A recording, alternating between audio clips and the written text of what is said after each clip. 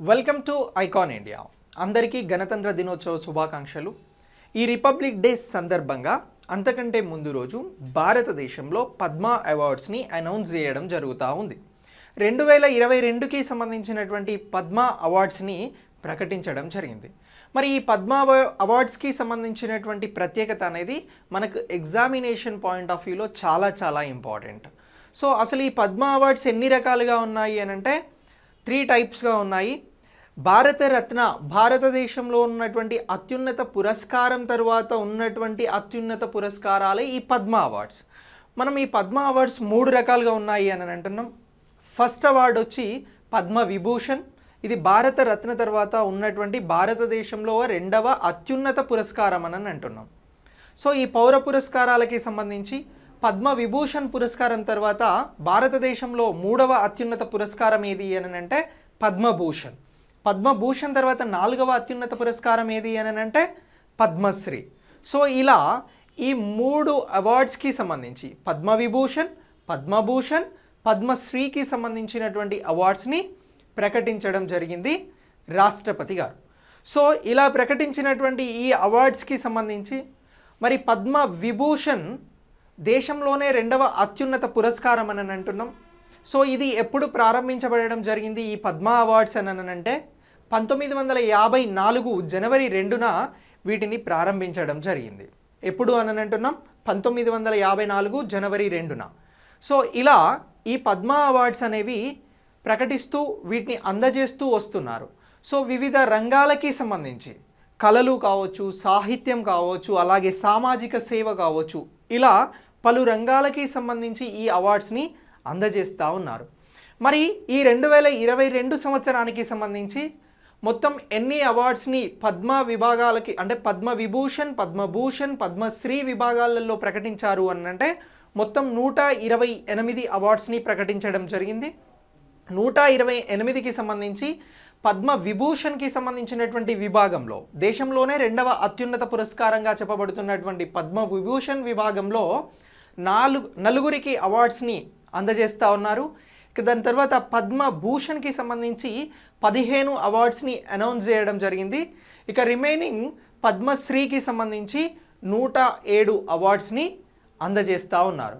మొత్తం 128 అవార్డ్స్ ఈ పద్మ విభూషణ్, పద్మభూషణ్, పద్మశ్రీకి సంబంధించినటువంటి అవార్డ్స్ అని అంటున్నారు. మొత్తం ఎంతమంది ఈ అవార్డ్స్ని తీసుకుంటున్నారు అని అంటే 130 మంది తీసుకోవడం జరుగుతుంది. 2 అవార్డ్స్ని ఇద్దరికి చొప్పున కలిపి ఇవ్వడం జరుగుతూ ఉంది, కానీ అది ఒకే అవార్డుగా కౌంట్ అవుతుంది. ఇది ఇంపార్టెంట్ పాయింట్, దీన్ని గుర్తుంచుకోండి. ఇక దీని తర్వాత ఈ పద్మ అవార్డ్స్కి సంబంధించి పద్మ అవార్డ్స్ని 1954లో ప్రారంభించారు అన్నాం కదా. 2 సార్లు ఈ పద్మ అవార్డ్స్ని నిలిపివేయడం జరిగింది తాత్కాలికంగా. ఎప్పుడు అనంటే 1978 నుంచి 1980 మధ్యన ఈ పద్మ అవార్డ్స్ని నిలిపివేశారు. ఆ తర్వాత 1993 నుంచి 1995 మధ్య కూడా పద్మ అవార్డ్స్ని తాత్కాలికంగా నిలిపివేయడం జరిగింది. ఈ పాయింట్ని కూడా మీరు ఇంపార్టెంట్గా గుర్తుంచుకోండి. ఇక మనం ఏమంటున్నాం, మొత్తం 128 అవార్డులను 130 మంది పేర్లతో ప్రకటించడం జరిగింది. ఇందులో 2 అవార్డ్స్ని ఇద్దరు చొప్పున ఇస్తున్నారు, అది ఒకే అవార్డుగా కౌంట్ అవుతుంది అని అంటున్నాం.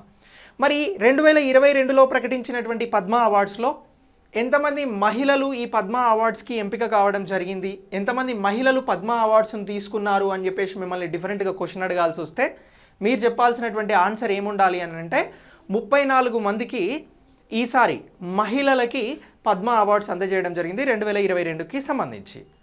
మరి ఇంకా కొంచెం డిఫరెంట్గా అడుగుదాము ఎగ్జామ్లో క్వశ్చన్ అనుకొని, ఈసారి పద్మ అవార్డ్స్లో ఎవరైతే ఎన్ఆర్ఐస్ ఉన్నారో అంటే నాన్ రెసిడెన్షియల్ ఆఫ్ ఇండియన్స్కి సంబంధించి ఎవరైతే ఉన్నారో ఎన్ఆర్ఐస్, సో వీరికి సంబంధించి ఎంతమందికి ఈసారి అవార్డ్ని 2022లో ప్రదానం చేశారు, ఎంతమంది పేర్లను ప్రకటించారు అని అంటే 10 మంది పేర్లేమో విదేశీయులకి సంబంధించి భారతీయ ఆరిజిన్ కలిగినటువంటి వారిని ఈసారి 10 మందిని ఎంపిక చేయడం జరిగింది పద్మ అవార్డ్స్ కోసం.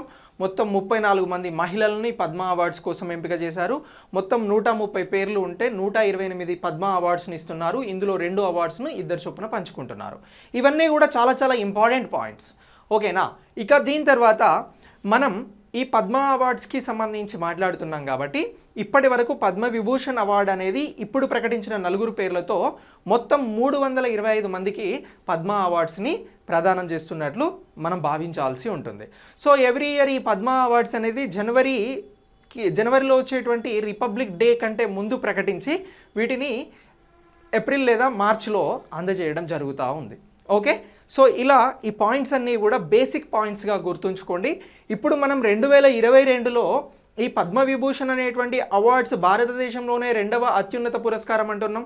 మరి అత్యున్నత పురస్కారం ఏంటి అని అంటే భారతరత్న. దాని తర్వాత ఉన్నటువంటి పద్మవిభూషణ్ అనేది ఈసారి 4కి ప్రకటించారంటున్నాం. ఆ 4 ఎవరు, వారికి ఎందుకు వచ్చింది అనేది ఒకసారి చూద్దాం.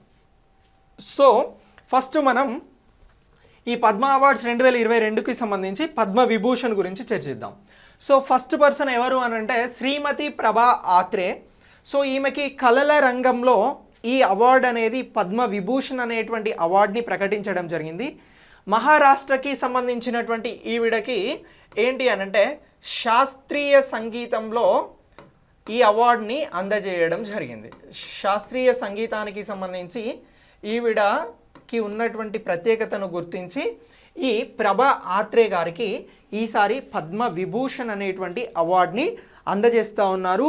ఇది 2వ అత్యున్నత పురస్కారం అని మనం గుర్తుంచుకోవాల్సి ఉంటుంది. సరే, ఈమెకి పద్మవిభూషణ్ అవార్డే ఫస్టా, ఇంతకుముందు ఏమైనా అవార్డ్స్ వచ్చాయా అని అంటే ఈమెకి ఇంతకుముందు 2 పద్మ అవార్డ్స్ వచ్చాయి. పద్మశ్రీ అనేది ఈమెకి పద్మశ్రీ అవార్డు అనేది ఎప్పుడు వచ్చింది అని అంటే 1990లోనే రావడం జరిగింది. శాస్త్రీయ సంగీతానికి సంబంధించి ఈమె చేస్తున్నటువంటి కృషికి సంబంధించి. ఇక ఆ తర్వాత 2002లో ఈమెకి ఏ అవార్డుని అందజేశారు అని అంటే పద్మభూషణ్ అనేటువంటి అవార్డుని కూడా అందజేయడం జరిగింది. మహారాష్ట్రకి సంబంధించి శాస్త్రీయ సంగీతంలో ఈమె అందిస్తున్నటువంటి సేవలను గుర్తుంచుకొని భారత ప్రభుత్వం ఈసారి ప్రభా ఆత్రే గారికి పద్మవిభూషణ్ 2వ అత్యున్నత పురస్కారాన్ని అందజేస్తున్నట్లు ప్రకటన చేయడం జరిగింది. ఓకేనా? సో ఇలా ఈ ఇంతకుముందు వచ్చినటువంటి పద్మశ్రీ అవార్డు గురించి 2002లో వచ్చినటువంటి పద్మభూషణ్ అవార్డు గురించి కూడా మనం ఇక్కడ ప్రత్యేకంగా ఈ ప్రభా ఆత్రే గారి గురించి గుర్తుంచుకోవాల్సి ఉంటుంది. శాస్త్రీయ రంగంలో ఈమె చేస్తున్న శాస్త్రీయ సంగీతానికి సంబంధించి ఈమె చేస్తున్న కృషికి గాను ఈ అవార్డుని ఇచ్చారు కళల విభాగంలో అని అంటున్నాం. సో ఓకేనా? సో ఇలా ఈ ప్రభా ఆత్రే మహారాష్ట్రకి సంబంధించినటువంటి ఆవిడగా మీరు గుర్తుంచుకోవాల్సి ఉంటుంది.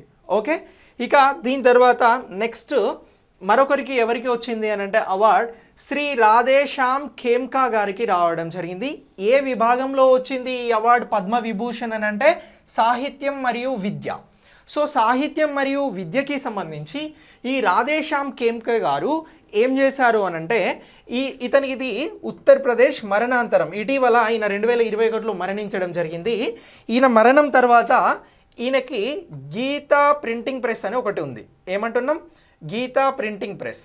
సో ఈ గీతా ప్రింటింగ్ ప్రెస్ ద్వారా ఇతను ఏం చేశారు అని అంటే ఏదైతే హిందూ సాంప్రదాయానికి సంబంధించి మతపరమైనటువంటి బుక్స్ ఉన్నాయో వాటి కోసం ఇతను తన జీవిత కాలం మొత్తం కూడా పనిచేయడం జరిగింది గీతా ప్రింటింగ్ ప్రెస్ ద్వారా ఉత్తరప్రదేశ్లో. దేనికి సంబంధించి? మతపరమైనటువంటి బుక్స్ కోసం, హిందూ మతపరమైనటువంటి సాహిత్యాన్ని ప్రజల్లోకి తీసుకువెళ్లేందుకు గీతా ప్రింటింగ్ ప్రెస్ ద్వారా ఇతను పనిచేయడం జరిగింది. అందుకు గాను ఇతనికి సాహిత్యం మరియు విద్యా విభాగంలో పద్మవిభూషణ్ అనేటువంటి అవార్డుని అందచేయనున్నట్లు ప్రభుత్వం ప్రకటించింది. ఓకేనా? సో ఇలా ఈ ఉత్తరప్రదేశ్కి సంబంధించినటువంటి రాధేశ్యామ్ ఖేమ్కా గురించి కూడా మనం గుర్తుంచుకోవాలి. ఇక ఇతను ఇంకా ఏం చేశాడు అంటే 8 నుంచి 12 సంవత్సరాల వయసు కలిగినటువంటి పిల్లల కోసం వేద పాఠశాలను కూడా ఏర్పాటు చేయడం జరిగింది. ఏంటి? వేద పాఠశాలను ఏర్పాటు చేయడం జరిగింది అని అంటున్నాం. సో ఇలా ఇతనికి సంబంధించి గీతా ప్రింటింగ్ ప్రెస్ అనేది మనకు చాలా చాలా ఇంపార్టెంట్. ఈ ప్రింటింగ్ ప్రెస్ ద్వారా ఇతను చేసినటువంటి సాహిత్య సేవలకి గాను ఇతనిని పద్మవిభూషణ్ విభాగానికి సంబంధించినటువంటి అవార్డులో సెలెక్ట్ చేయడం జరిగింది. అతనే రాధేశ్యామ్ ఖేమ్కా. సో ఈ పేరుని కూడా మనం పద్మవిభూషణ్ అవార్డ్స్ గురించి అడిగితే గుర్తుంచుకోవాల్సి ఉంటుంది. ఇక నెక్స్ట్ పద్మవిభూషణ్ అవార్డు ఎవరికి వచ్చింది అని అంటే బిపిన్ రావత్ గారు. ఇటీవల దురదృష్టం అదేవిధంగా ఏంటంటే హెలికాప్టర్ క్రాష్లో మరణించడం జరిగింది. సో ఈ బిపిన్ రావత్ గారిది ఉత్తరాఖండ్, ఇతనికి మరణాంతరం ఇస్తున్నారు. సో ఇలా సివిల్ సర్వీసెస్ విభాగంలో ఈ బిపిన్ రావత్ గారిని సెలెక్ట్ చేయడం జరిగింది పద్మ విభూషణ్ అవార్డు కోసం. దేశంలో రెండవ అత్యున్నత పౌర పురస్కారమైనటువంటి పద్మ విభూషణ్కి బిపిన్ రావత్ గారు సెలెక్ట్ కావడం జరిగింది అని అంటున్నాం. సో ఇలా ఈ బిపిన్ రావత్ గారికి కూడా మరణాంతరమే ఇవ్వడం జరిగింది. సో ఖేమ్కా గారికి కూడా మరణాంతరమే ఇవ్వడం జరిగింది పద్మ విభూషణ్ అవార్డుని. ఓకే, ఇలా ఈ బిపిన్ రావత్ గారు దేనికి వర్క్ చేయడం జరిగింది అని అంటే సిడిఎస్కి వర్క్ చేయడం జరిగింది, చీఫ్ ఆఫ్ డిఫెన్స్కి సంబంధించి.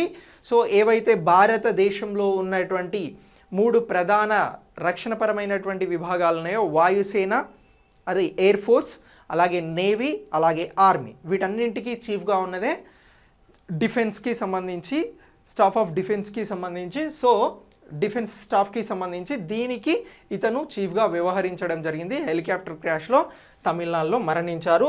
ఆ తరువాత ఇతనికి బిపిన్ రావత్ గారికి సివిల్ సర్వీసెస్ విభాగంలో ఇవ్వడం జరిగింది. నెక్స్ట్ మరణాంతరం ఎవరికి ఇచ్చారు అవార్డు పద్మ విభూషణ్ అని అంటే కళ్యాణ్ సింగ్ గారికి ఇవ్వడం జరిగింది. ప్రజా వ్యవహారాలు అని అంటున్నాం, ప్రజా వ్యవహారాల విభాగంలో ఈ అవార్డుని ఇవ్వడం జరిగింది. సో ఎవరికి అని అంటున్నాం, కళ్యాణ్ సింగ్ గారు. కళ్యాణ్ సింగ్ గారు ఎవరు అని అంటే ఈ ఉత్తరప్రదేశ్ రాష్ట్రానికి సంబంధించినటువంటి చీఫ్ మినిస్టర్గా వర్క్ చేయడం జరిగింది. అంటే మాజీ ముఖ్యమంత్రి ఉత్తరప్రదేశ్ రాష్ట్రానికి. సో ఇతను ఏదైతే ఒక వివాదాస్పదంగా మారినటువంటి అంశం ఉండిందో, బాబ్రీ మసీద్ కూల్చివేత టైంలో ముఖ్యమంత్రిగా ఎవరున్నారు అని అంటే ఉత్తరప్రదేశ్లో బాబ్రీ మసీద్ కూల్చివేత సమయంలో ఇతను సీఎంగా ఉన్నారు, కళ్యాణ్ సింగ్ గారు.